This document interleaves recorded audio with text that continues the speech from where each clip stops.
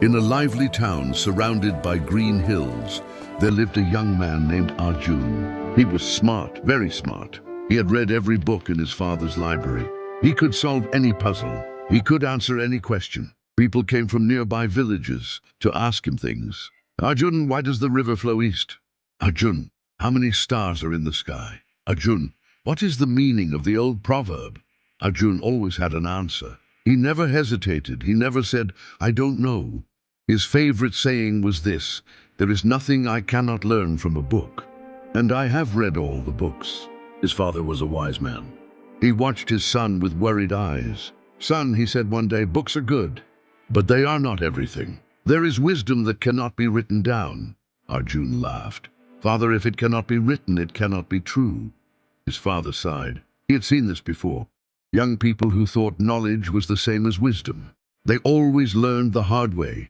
One afternoon, Arjun was walking outside the town. He wanted to think. He was planning to write his own book. The smartest book ever written. On the path, he saw an old man working in a field. The man was bent over, pulling weeds from the soil. His hands were dirty. His back was tired. He moved slowly. Arjun stopped. He felt sorry for the old man. Old man, he called out, you work so hard. If you had read books when you were young, you would not have to do this work now. You could sit in the shade and think like me. The old man looked up. He wiped his forehead with his sleeve. His eyes were small and quiet. Books, the old man said. I cannot read, young sir. Arjun shook his head. That is sad, very sad. A man who cannot read knows nothing.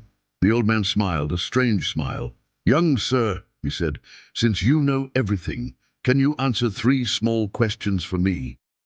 Arjun puffed up his chest. Of course, ask anything. I have read hundreds of books. The old man pointed to the plants around him. First question, what are these weeds thinking right now?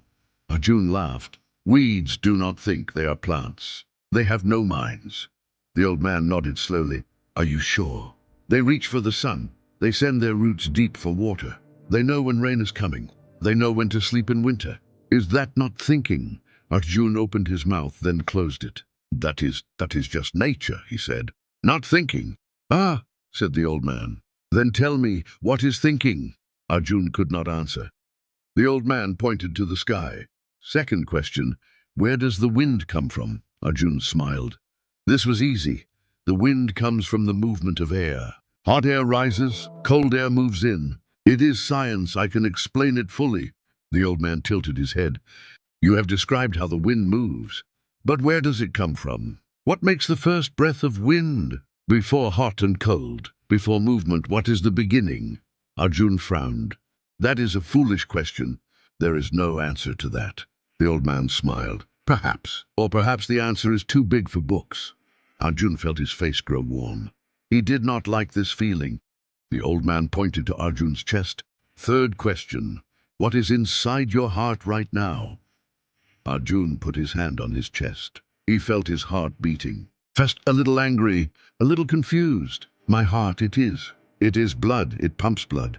That is what hearts do. The old man shook his head gently. I did not ask what your heart does. I asked what is inside it. Are you proud? Are you angry? Are you scared? Are you kind? Are you curious? Arjun was silent. He did not know what to say. The old man waited. Finally, Arjun spoke. His voice was small now. Not proud anymore. I'm confused. I thought I knew everything. But I cannot answer your questions. The old man nodded. He picked up a handful of soil and let it run through his fingers. Young sir, I have worked in this field for 70 years. I cannot read a single word, but I have learned things that books cannot teach. Like what? Arjun asked.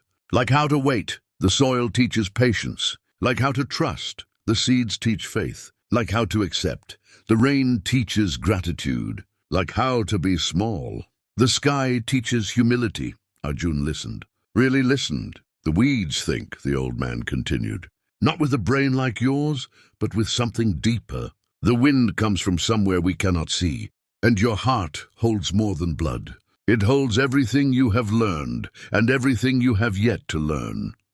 Arjun sat down on the ground, right there in the dirt. For the first time in his life, he had nothing to say. After a long moment, he looked up at the old man. "Will you teach me?" he asked. "Not books, but the other things, the things that cannot be written." The old man smiled, a warm, kind smile. "That is the first wise thing you have said all day," he said, "because the first step to wisdom is knowing you are foolish." Yet years passed. Arjun did not write his book. Instead, he stayed with the old man. He learned to work the soil. He learned to watch the sky. He learned to listen, really listen. Sometimes young people came from the town. They asked him questions. They expected quick answers.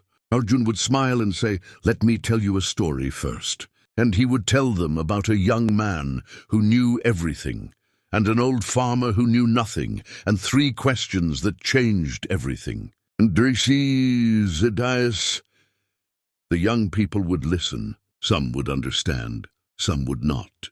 But those who understood would stay a little longer. They would sit in the field. They would watch the clouds. They would learn to wait. And Arjun, the young man who once knew everything, became an old man who knew just one thing.